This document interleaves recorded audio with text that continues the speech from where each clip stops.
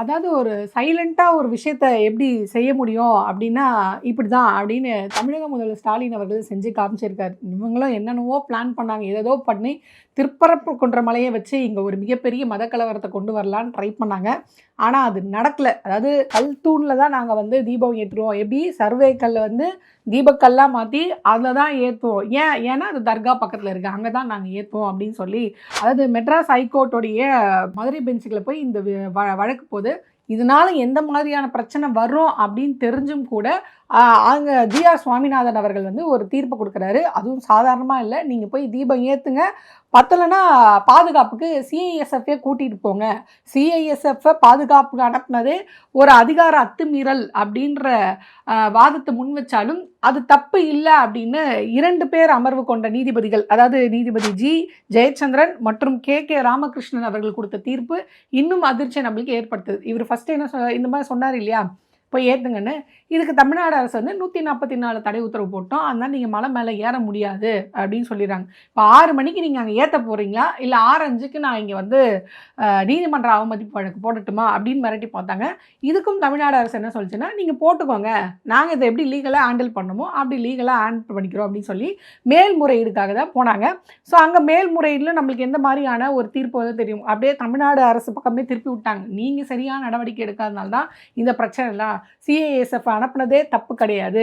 2வது அவங்க என்ன சொல்றாங்கன்னா, ஜிஆர் சுவாமிநாதன் அவர்களே இந்த வழக்கை விசாரிப்பாரு, யார் பிரச்சனைக்குரிய தீர்ப்பு கொடுத்தாங்களோ அவங்களே இந்த வழக்கை விசாரிப்பாங்க அப்படின்னு சொன்ன உடனே இவங்களும் ரொம்ப ஆசையாக போய் ஏறினாங்க. இந்த மத கலவரத்தை உண்டு பண்ணலாம் அப்படின்ற ஆசையாக வந்தாங்க பார்த்தீங்களா ஒரு குரூப்பு. தீர்ப்பு நம்மளுக்கு சாதகமாக இருந்துச்சு, இனி போய் கல் தூணில் வந்து நம்ம தீபம் ஏற்ற வேண்டியது தான் அப்படின்ட்டு ரொம்ப அவசரமாக போனப்ப தமிழக காவல்துறையை முன்னிறுத்தி இங்கே ஏற்ற முடியாது, ஏன்னா நாங்கள் 144 தடை உத்தரவை தமிழ்நாடு அரசு ரத்து பண்ணதை ஏற்றுக்கல. இப்போ ஜிஆர் சுவாமிநாதன் சொன்னாங்க இல்லையா, நான் 144 தடை உத்தரவை ரத்து பண்ணுறேன், நீங்கள் போய் இன்றைக்கி வேலை கேட்குறீங்க, அப்படி அனுமதிக்கலன்னா என்கிட்ட வாங்க, நைட்டு 10:30 மணி ஆனாலும் நான் விசாரணை பண்ணுறேன் அப்படின்னு அவர் சொன்னார். இதெல்லாம் எதுவுமே ஒரு விஷயமா பொருட்படுத்தாமல் 144 தடை உத்தரவை ரத்து பண்ணதை தமிழ்நாடு அரசு எதிர்த்து உச்சநீதிமன்றத்துக்கு மேல்முறையீடு போயிருக்கு. அதனால் நீங்கள் எல்லாம் கலைஞ்சு போகிறீங்களா, இல்லை நாங்கள் உங்களை அரெஸ்ட் பண்ணட்டுமா அப்படின்னு ரொம்ப தெளிவாக நிதானமாக கேள்வி கேட்டாங்க. கைது நடவடிக்கையும் நடந்தது. இப்போ உச்சநீதிமன்றத்துக்கு இந்த பிரச்சனை போது உச்சநீதிமன்றத்தில் தமிழக அரசு போய் விரிவாக இதை நீங்கள் வந்து விசாரணை பண்ணணும் அப்படின்னு கேட்டுக்கிறாங்க. ஆனால் உச்சநீதிமன்றம் இவங்களோட ரொம்ப பாலிஷாக அவங்க என்ன சொல்கிறாங்க, நாங்கள் விசாரிக்கணும், ஆனால் விரிவாக நாங்கள் விசாரிக்க முடியாது. திருப்பரங்குன்றம் விவகாரம் தமிழ்நாடு அரசின் மனுவை விசாரணைக்காக பட்டியலிடப்படும் என உச்சநீதிமன்ற தலைமை நீதிபதி அறிவிப்பு, ஆவணங்கள் சரியாக சமர்ப்பிக்கப்பட்டிருந்தால் உரிய வரிசையில் பட்டியலிடப்படும் என தலைமை நீதிபதி அறிவித்தார். அதாவது நீங்கள் வந்து எடுத்துகிட்டு வாங்க, நாங்கள் அவசரமாக விசாரிக்க மாட்டோம், ஆனால் விசாரிப்போம். எப்படின்னா உங்களை வந்து லைனில் வர வச்சுருவோம்.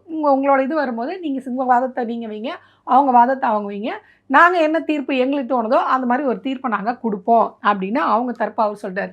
சரி, இந்த பக்கம் 10:30 மணிக்கு வாங்க, நாங்கள் உங்களுக்கு பார்த்து செய்கிறேன் அப்படின்னு சொன்னார் இல்லையா, அவர் வந்து நைட்டு 10:30 மணிக்கு பண்ணாமல் காலையில் வந்து விசாரிக்கிறாரு. விசாரிக்கும் போது உங்களை போய் யார் தடுத்தது, அதாவது தீபம் ஏற்ற போனீங்களே உங்களை தடுத்தது யார் அப்படின்னு கேட்குறாங்க. அவங்க வந்து சொல்லிடுறாங்க, இந்த மாதிரி எங்களுக்கு பாதுகாப்பு போலீஸ் தரப்புலேருந்து வரல அப்படின்னு மனுதாரர் சொல்கிறாங்க. அப்புறம் சிஐஎஸ்எஃப்பை வந்து இவர் கேட்குறாரு, நீங்கள் வந்து உங்களுடைய மனுவை வந்து நீங்கள் வந்து தாக்கல் பண்ணுங்கள், உங்களோட ஆன்சர் வந்து மனுவாக வந்து நீங்கள் தாக்கல் பண்ணுங்கள் அப்படின்னு சொல்லி 2வது வந்து என்ன சொல்கிறாங்கன்னா, உச்ச நீதிமன்றத்தில் இது வந்து மேல்முறையீடு போயிருக்கு இந்த வழக்கு. ஸோ இதையெல்லாம் நான் கணக்கில் எடுத்துக்கிட்டு செவ்வாய்க்கிழமை இதை நான் வந்து ஒத்தி வைக்கிறேன், பஞ்சாயத்தை டிசம்பர் 9ஆம் தேதி வரையும் நான் ஒத்தி வைக்கிறேன் அப்படின்னு ஒத்தி வச்சிடுறாரு. ஸோ எல்லோரும் ரொம்ப பரபரப்பாக எதிர்பார்த்தாங்க. இவர் தான் அடுத்தடுத்து மிரட்டி பார்த்தாரு, ஏதோ பரபரப்பாக காலையில் சொல்வார் அப்படின்னு பார்த்தா டிசம்பர் 9ஆம் தேதிக்கு பஞ்சாயத்தை ஒத்தி வச்சிட்டாரு. ஸோ இதெல்லாம் ஒரு புறம் இருக்கட்டும், உச்சநீதிமன்றம் தீர்ப்பு கொடுக்குறப்ப தீர்ப்பு கொடுக்கட்டும். இப்போ ஜிஆர் சுவாமிநாதன் அவர்கள் டிசம்பர் 9ஆம் தேதி என்ன சொல்கிறாரு சொல்லட்டும்.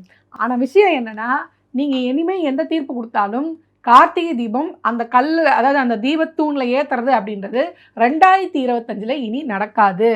ஏன்னா கார்த்திகை தீபம் அப்படின்றது 3ஆம் தேதியே முடிஞ்சு போச்சு. இவர் 4ஆம் தேதி என்ன சொன்னார்னா, இந்த மாதிரி ரோகிணி நட்சத்திரம் இருக்குது, அதனால் இன்றைக்கி ஏற்றலாம், நீங்கள் போய் ஏற்றுங்க, பௌர்ணமி இருக்குது, நீங்கள் போய் ஏற்றலாம், ஏற்றுங்க அப்படின்னு சொல்லி அனுப்பிச்சாரு. அன்றைக்கும் வந்து பண்ண முடியல. ஸோ டிசம்பர் 3 முடியல, டிசம்பர் 4 முடியல. அப்போது இனிமே நீங்கள் ஏற்றுனீங்கன்னா கூட, நீங்கள் இதுக்கு மேலே தீர்ப்பு வந்து அது உச்சநீதிமன்றமோ இல்லை உயர்நீதிமன்றமோ அந்த தீர்ப்பு வந்தாலும், இனி நீங்கள் தீபத்தூணில் போய் கார்த்திகை தீபம் நீங்கள் ஏற்றணும்னா அது 2026 தான் நடக்குமே தவிர்த்து 2025 இனி நீங்கள் கார்த்திகை தீபம் ஏற்ற முடியாது. எந்த கார்த்திகை தீபத்தை ஏற்றி இங்கே ஒரு மதக்கலவரத்தை பண்ணணும் நீங்கள் முயற்சி பண்ணீங்களோ அந்த முயற்சியை தமிழக முதல்வர் மு.க. ஸ்டாலின் அவர்கள் முறியடித்து விட்டார் அப்படின்றது தான் உண்மை. இதை தான் சைலண்ட்டாக ஒரு சம்பவத்தை பண்ணியிருக்காங்க அப்படின்னு தான் சொல்லணும். ஸோ இதை வந்து இவ்வளோ நாள் வந்து தமிழக அரசு பண்ணுச்சு, திமுக அப்படி பண்ணிருச்சு அப்படின்னு பேசிகிட்டு இருந்தாங்க. ரொம்ப நாளாகவே நம்ம சொல்லிகிட்டு இருந்தோம். இந்த பிரச்சனையை வந்து கோயில் நிர்வாகம் சொல்லலை. இந்த அதாவது உச்சி பிள்ளையார், அந்த பிள்ளையார் கோயிலில் ஏற்றுறாங்க இல்லையா, மலை உச்சியில் இருக்க விநாயகர் கோயிலில் ஏற்றுறாங்க இல்லையா, அது பிரச்சனை இல்லை, நாங்கள் இங்கே ஏற்றணும் அப்படின்ற பிரச்சனையை கோயில் நிர்வாகம் சொல்ல, அறநிலையம் சொல்ல, முரு பக்தர்கள் சொல்ல, பொதுமக்கள் சொல்ல, அந்த ஊருடைய பொதுமக்கள் சொல்ல, அந்த ஊருக்கு சம்மந்தமே இல்லாமல் வெளியூர்லேருந்து வந்து இங்கே ஒரு பிரச்சனையை வந்து வேணும்னே இவங்க பண்ணுறது அப்படின்றது முழுக்க முழுக்க இங்கே ஒரு பெரிய மதக்கலவரத்தை கொண்டு வரணும். திருப்பரங்குன்றத்தை வந்து பாபர் மசூதி இடிப்பு எப்படி இருக்குது பார்த்தீங்களா, அந்த மாதிரி இங்கே இப்போ திருப்பரங்குன்றத்தை மாற்றுவோம்னு சொல்லி நம்ம சொல்லலை, எச் ராஜா மாதிரியான ஆட்கள் வந்து சொன்னாங்க. இதுக்கு முன்னாடி நடந்த அந்த போராட்டம் பண்ணாங்களே திருப்பரங்குன்றத்தில், அப்பயே இந்த மாதிரியான விஷயத்தை அவங்க பதிவு பண்ணாங்க. ஸோ இது முழுக்க முழுக்க மதக்கலவரம் பண்ணணும் அப்படின்ற திட்டத்தின் அடிப்படையில் பண்ணது தான் முறியடிக்கப்பட்டிருக்கு. இப்போ இந்த கேள்வியை வந்து கோயில் அர்ச்சகர்களே வந்து கேட்க ஆரம்பிச்சிட்டாங்க. குறிப்பாக திருப்பரங்குன்ற கோயில் இருக்குது பார்த்தீங்களா, அந்த திருப்பரங்குன்ற கோயிலோடைய அர்ச்சகர்களே வந்து என்ன கேள்வி கேட்டிருக்காங்கன்னா, நீங்கள் சொல்கிற தேதியில் நாங்கள் வந்து ஏற்ற முடியாது, கார்த்திகை தீபத்து அன்னைக்கு தான் நாங்கள் வந்து கோயில் தீபத்தை ஏற்ற முடியும், அதுதான் அன்னைக்கான நாள், மற்ற நாட்கள்லாம் வந்து நாங்கள் கோயில் தீபத்தை ஏற்ற முடியாது அப்படின்னு சொல்லி அருள்மிகு ஆண்டவர் சுப்பிரமணிய சுவாமி திருக்கோயிலின் துணை ஆணையர் மற்றும் நிர்வாக அதிகாரி அவர்களுக்கு திருக்கோயில் பட்டர்கள் வந்து எழுதி கொடுத்துருக்காங்க. அவங்க கேள்வி கேட்குறாங்க, அது எப்படி இத்தனை வருஷமாக இப்படியான வழிமுறைகள் காலகாலமாக நாங்கள் வந்து பின்பற்றிட்டு இருக்கோம், அப்படி இருக்கும்போது திடீர்னு யாரோ ஒருத்தர் வந்து இந்த தூணில் ஏற்றுங்கன்னா அது எப்படி ஏற்ற முடியும்? அப்போ இந்த இந்த மதத்தோடைய பாரம்பரியத்தை சீர்குலைக்கிற விதமாக இவங்க தான் செயல்படுறாங்க அப்படின்னு அவங்க வந்து சொல்லியிருக்காங்க.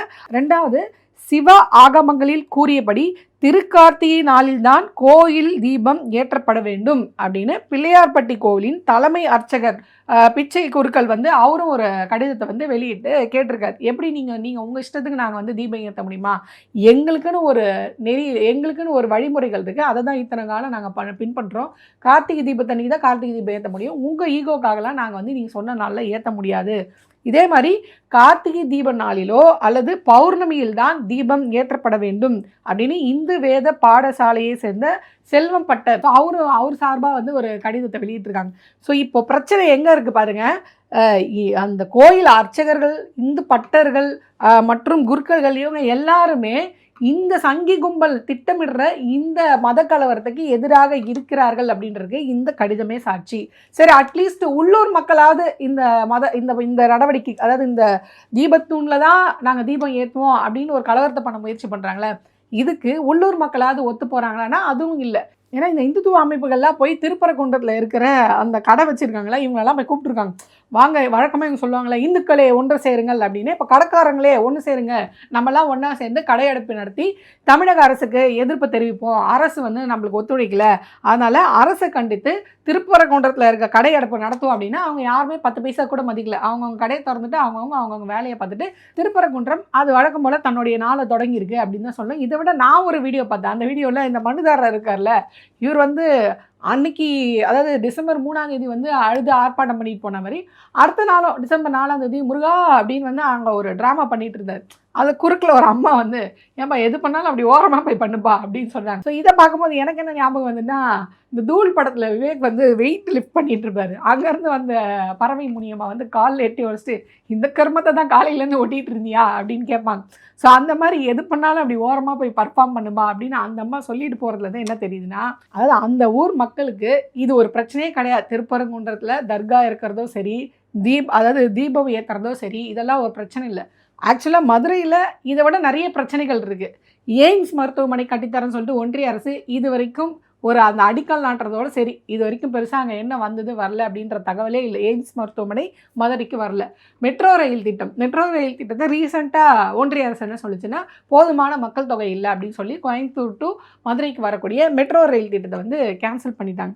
விமான நிலையங்களை விரிவாக்கம் பண்ணுறதுக்கு போதுமான நிதி, மதுரையில் இருக்கக்கூடிய விமான நிலையங்களை வந்து புதுப்பிக்கிறதுக்கோ அதை விரிவாக்கம் பண்ணுறதுக்கோ போதுமான நிதி கொடுக்க மாட்டேன் அப்படின்னு ஒன்றிய அரசு சொல்லிச்சு.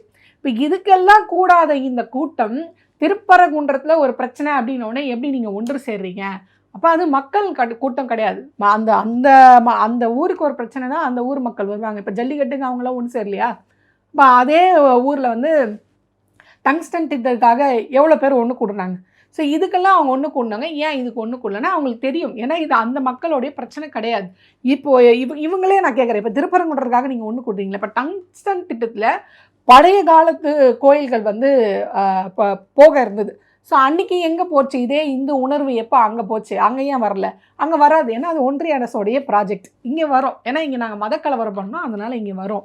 ஸோ இது முழுக்க இவங்களுடைய திட்டமிட்டு மதக்கலவரத்தை இங்கே கொண்டு வரணும் அப்படின்றதுக்காக செய்யப்படுற சதி திட்டம் தான். இதை மக்களவையில் கூட வந்து நம்மளுடைய எம்பிகள் வந்து குரல் எழுப்பியிருக்காங்க. இப்படி ஒரு நீதிபதியோடைய நடவடிக்கை அப்படின்றது ரொம்ப தப்பாக இருக்குது. நாட்டோடைய அமைதி, அதாவது மாநிலத்தோடைய அமைதி சீர்குலைக்கப்படும் தெரிஞ்சு கூட இப்படியான ஒரு தீர்ப்பு கொடுக்கறது சரியில்லை அப்படின்னு கேட்குறாங்க. ஆனால் பாருங்கள், பாஜகவில் போய் சேர்ந்துட்டு அவங்க பாஜகவே ஆளாகவே மாறிடுறாங்க. தமிழ்நாட்டோடைய நலனை பற்றி அக்கறையே இருக்க மாட்டேன். ஏன்னா எல் முருகன் அவர் வந்து சொல்கிறாங்க, ஒரு நீதிமன்றத்தில் ஒரு நீதிபதி கொடுத்த தீர்ப்பை நிறைவேற்றுறதுல என்ன பிரச்சனை அப்படின்னு கேட்குறாங்களே தவிர்த்து இதனால் தமிழகத்தில் என்ன பிரச்சனை வரும், சட்ட ஒழுங்கு பிரச்சனை வரும், மதக்கலவரம் வர பற்றிலாம் அவங்களுக்கு அக்கறை இல்லைன்னா பிஜேபியில் இருந்தால் பிஜேபிக்காரராகவே தான் இருப்பேன், தமிழ்நாட்டு மக்களை பற்றி எங்களுக்கு அக்கறை இல்லை அப்படின்ற மாதிரி தான் அவர் வந்து பேசியிருக்காரு மக்களவையில். இதுக்காக வந்து அவங்க ஒரு விவாதிக்கிறதுக்கான ஒரு நேரம் ஒதுக்கீடு சொல்லியிருக்காங்க. அதையும் சிபி ராதாகிருஷ்ணன் அவர்கள் வந்து முடியாது அப்படின்னு தவிர்த்துட்டு இருக்காரு. ஸோ பாஜகலன்னு போய் சேர்ந்துட்டா அவங்க பாஜகவாக தான் சிந்திக்கிறாங்க, பாஜகக்காரங்களை தான் சிந்திக்கிறாங்க தவிர்த்து தமிழ்நாட்டிலேருந்து போனதுக்கு பெருமைப்படுங்க.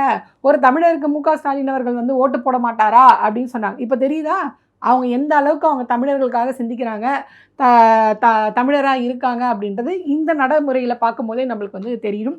இதை தான் தமிழக முதல்வர் மு.க. ஸ்டாலின் அவர்கள் ரொம்ப தெளிவாக கேட்டிருக்காங்க. மாமதுரைக்கு தேவை வளர்ச்சி அரசியலா இல்லை இந்த மாதிரியான அரசியலா அப்படின்னு அவர் வந்து கேட்டிருக்காங்க. ஸோ அதான் இதை தான் குறிப்பிட்றாரு. இந்த மாதிரி இவ்வளோ பிரச்சனைகள் இருக்குது மதுரைக்கு. எய்ம்ஸ் வரல, மெட்ரோ ரயில் வரல, விமானங்கள் விரிவாக்கம் வரல, என்னென்ன தொழிற்சாலைகள் வரணுமோ அதை பற்றிலாம் விவாதிக்காமல் தொடர்ந்து மதக்கலவரம் பண்ணுறதை பற்றி மட்டுமே பாஜக, ஆர்எஸ்எஸ், இந்து முன்னணி கூட்டங்கள் வந்து பண்ணிகிட்டு இருக்கு. ஸோ இதற்கு தமிழ்நாடு மக்களே, அதாவது அந்த அந்த மதுரை மக்களே இதற்கான சரியான தீர்வை எடுப்பாங்க அப்படின்னு தமிழக முதல்வர் ஸ்டாலின் அவர்கள் வந்து சொல்லியிருக்காங்க. ஸோ இவ்வளவுக்கும் பிறகும் நான் வந்து தீபத்தூணில் தான் விளக்கை ஏற்றுறேன் அப்படின்னு அடம்பிடிச்சா அது முழுக்க தனிப்பட்ட நபர் ஒருத்தருடைய ஈகோ கிளாஷாக தான் இருக்குமே தவிர்த்து, ஐயோ நான் சொல்லிட்டேன் நான் செஞ்சு காட்டணும் அப்படின்றதுக்காக செய்கிறதாகவே இருக்குமே தவிர்த்து அது இந்து மதத்தின் மீது இருக்கிற அக்கறையோ இல்லை திருப்பரங்குன்றத்தை வந்து நான் மீட்க போகிறேன், முருகரை நான் மீட்க போகிறேன் அப்படின்னு இவங்க சொல்கிறாங்களே அந்த உண்மையான காரணமாக இருக்கிறதுக்கான வாய்ப்பே கிடையாது. இவங்க நடவடிக்கைகளாக பார்க்கும்போதே தெரியுது. ஸோ பொறுத்திருந்து பார்ப்போம். உச்சநீதிமன்றத்துக்கு வந்து தமிழக அரசு போய் கேட்டிருக்காங்க, விரைந்து ஒரு விசாரணை எடுத்து இதுக்கு ஒரு முடிவை சொல்லுங்கள் அப்படின்னு. அவர்கள் 144 தடை உத்தரவை ரத்து பண்ணதை எதிர்த்து போயிருக்காங்க. ஸோ இதுக்கான தீர்வு அப்படின்றது என்ன அப்படின்றத பொறுத்து பார்ப்போம். இவர் டிசம்பர் 9ஆம் தேதி வரை இவர் ஒத்தி வச்சிருக்காரு. ஸோ பல பிரச்சனைகள் ஓடிட்டுருக்கு. திருப்பரங்குன்றத்தை மையமாக வச்சு இவங்க பல பிரச்சனையை கொண்டு வராங்க. ஆனால் இதுலேருந்து ஒரு விஷயம் நம்மளுக்கு தெளிவாக தெரியுது, பாஜக அரசு இன்னும் தமிழ்நாட்டில் கால் ஊன்றாத போதே இந்த நிலைமை அப்படின்னா கொஞ்சம் நினச்சி பாருங்கள். இந்த நேரத்தில் அவங்க இங்கே ஆட்சி அதிகாரத்தில் இருந்தாங்கன்னா தமிழ்நாடு கண்டிப்பாக வட மாநிலத்தில் இருக்க மாதிரி ஒரு பெரிய கலவர பூமியாக மாற்றிருப்பாங்க அப்படின்றது துளியளவும் நம்மளுக்கு சந்தேகம் இல்லை. ஸோ நம்ம யார் பக்கம் நிற்கணும், யார் நமக்கானவங்க அப்படின்ற தேர்ந்தெடுக்கிறதுக்கு ஒரு சரியான ஒரு சம்பவத்தை பாஜகவே நடத்தி காமிச்சிருக்கு அப்படின்னு தான் சொல்லணும். ஸோ நம்ம இதை சிந்திக்க வேண்டிய நேரம், தேர்தல் நெருங்குது, நம்ம யார் பக்கம் நிற்கணும் அப்படின்றதுக்கு இதுவே ஒரு சிறந்த எடுத்துக்காட்டாக இருக்குது. ஸோ பொறுத்துன்னு பார்ப்போம் என்ன நடக்குது அப்படின்னு.